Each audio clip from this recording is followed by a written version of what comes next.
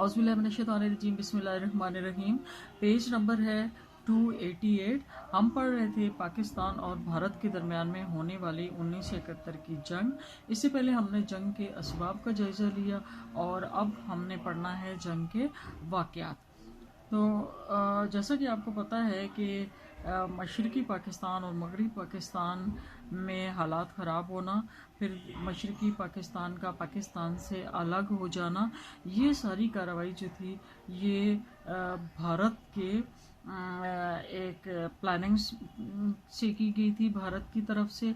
और क्योंकि भारत पहले तो पाकिस्तान को बनना ही नहीं चाहता ही नहीं था कि पाकिस्तान जैसी ममलिकत वजूद में आए, लेकिन जब उसका इस पर कंट्रोल ना हुआ तो अब वो जो ये नई ममलिकत थी इसके लिए नित नए मसाइल क्रिएट करने की कोशिश कर रहा था। तो आखिर में वो एक सोची समझी तरकीब के तहत उसने अपने तखरीबकार जो थे वो मशरक़ी पाकिस्तान में उतारे, और इसके पीछे जो भारतीय वज़ीर आज़म है इंदिरा गांधी, उनकी फुल सपोर्ट थी।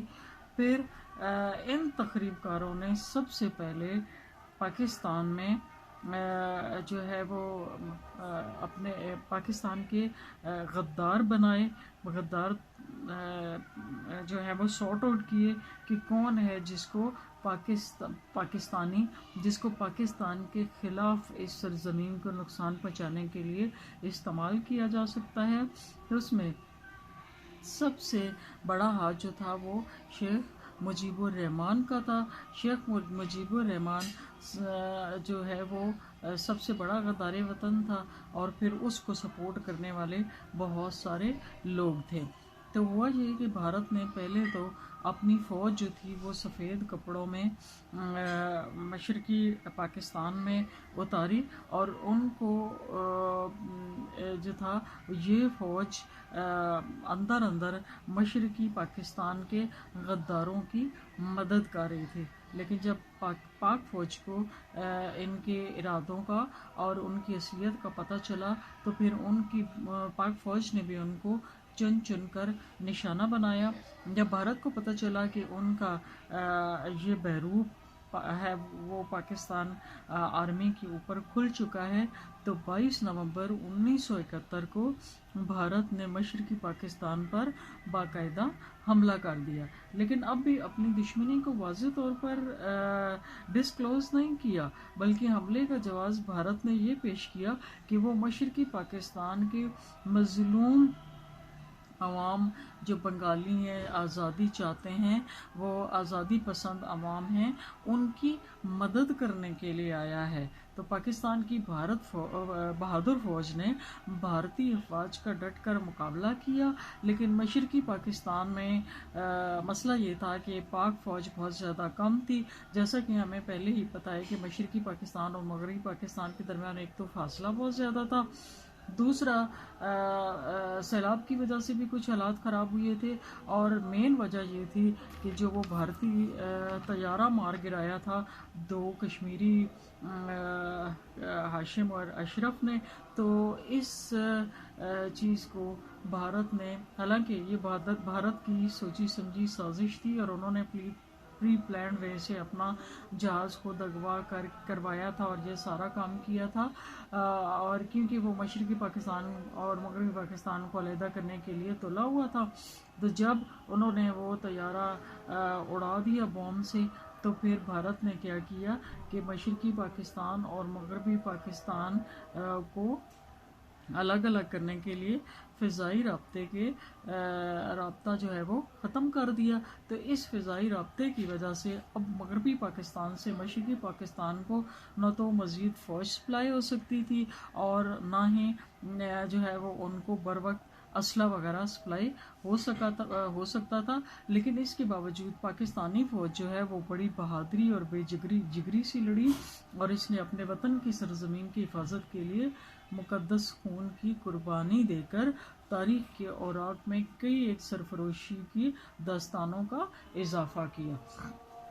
यानी चाहे कि वो कम थे, उनके पास जो असबाब थे वो भी कम थे, लेकिन जो थे वो बहुत बहादुरी से लड़े और उन्होंने उसके पीछे अपनी जान की परवाह न की।